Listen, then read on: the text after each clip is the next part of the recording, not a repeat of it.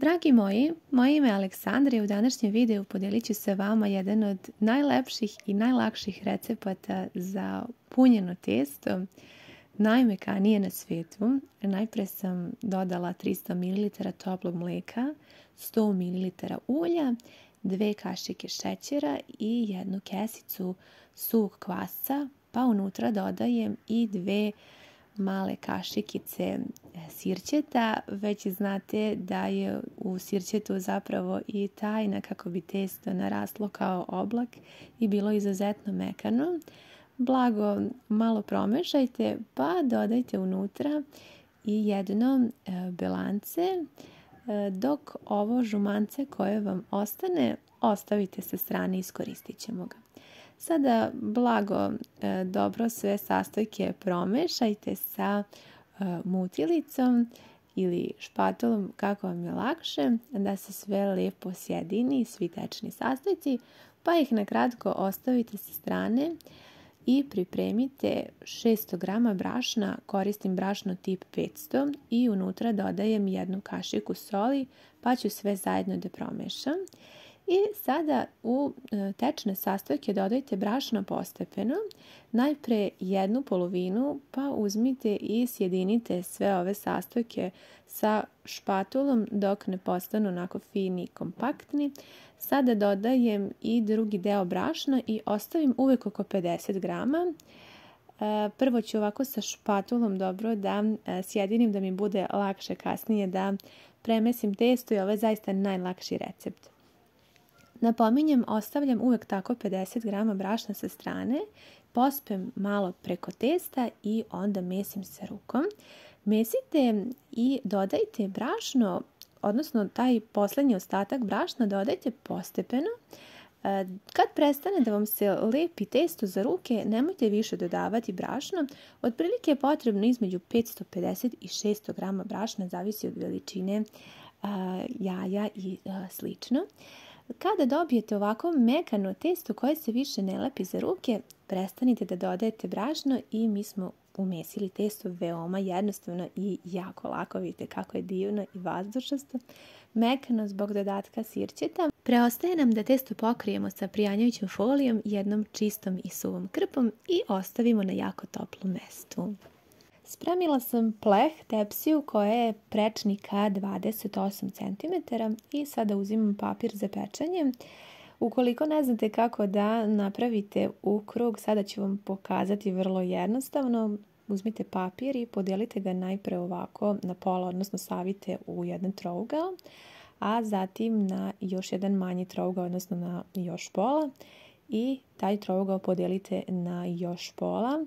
Kada dobijete ovako jedan manji trougao, uzmite i otprilike izmerite poluprečnik vaše tepsije, pa onda isecite malo više od toga da bi papir bio i na obodima tepsije.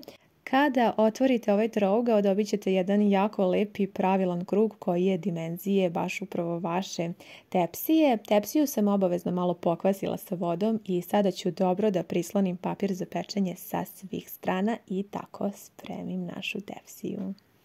Kada je prošlo tačno sat vremena, ja ću da otkrijem testo i kao što vidite ono je tako lepo nadošlo, toliko je vazdušasto i mekano kao oblak, kao što sam rekla na početku. Uopšte nije lepljivo. Izradite ga ovako u jednu lopticu i sada ovako malo istanjite lopticu. Pripremite jedan tanjir koji ste pomalo pobrašnili i sada ovu lopticu podijelite na 12 jednakih delova.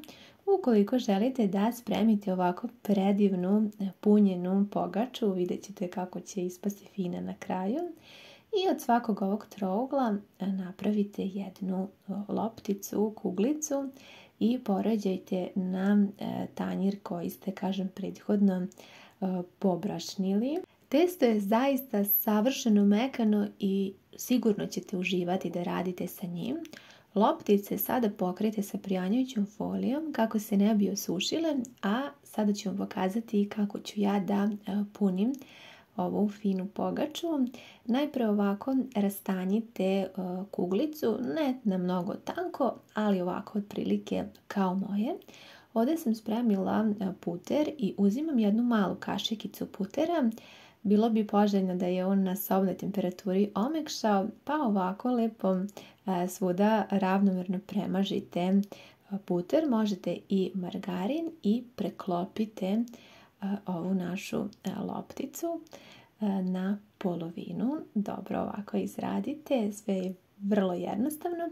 Ovdje sam spremila sir trapist, kulen i budimsku salamu. Vi možete koristiti i neko drugo punjenje. Ja sam trenutno imala ovo u frižideru. I ovako poređajte i sa jedne strane ću da filujem sa kulenom, a sa druge strane sa budimskom. Svaku polovinu dobro ovako urolajte kao ja, pa poređajte u vaš pleh obložen papirom za pečenje.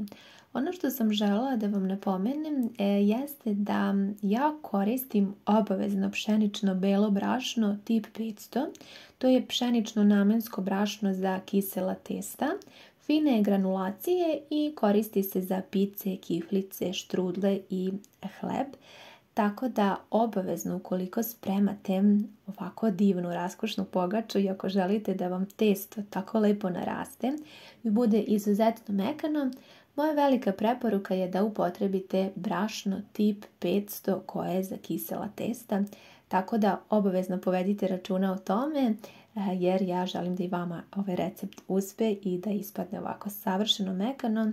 Vi naravno ne morate ovako da filujete, može ona biti i prazno, bit će također jako ukusna, ali ukoliko želite da pripremite nešto posebno za vašu slavu ili neku drugu prigodu, onda je ovo zaista jedan recept koji vam ja predlažem da isprobate. Jednostavan je i sigurno ćete uživati. Kada ste ovako izradili sve, pokrijte sa krpom i uključite vašu rinklu na 180 stepeni da se ona greje. Za to vrijeme ono žumance ćemo iskoristiti. Dodala sam 2 kašike mlijeka i kada je već i rinkla se zagrejala, možete otkriti vaše testo i sada ćemo da premažemo sa žumancetom i mlijekom, a ja ću da pospem po svom ukusu malo susama i lana, vi možete i nešto drugo, pa odnesite u jako zagrejanu rernu da se lepo ova naša mekana pogača ispeče.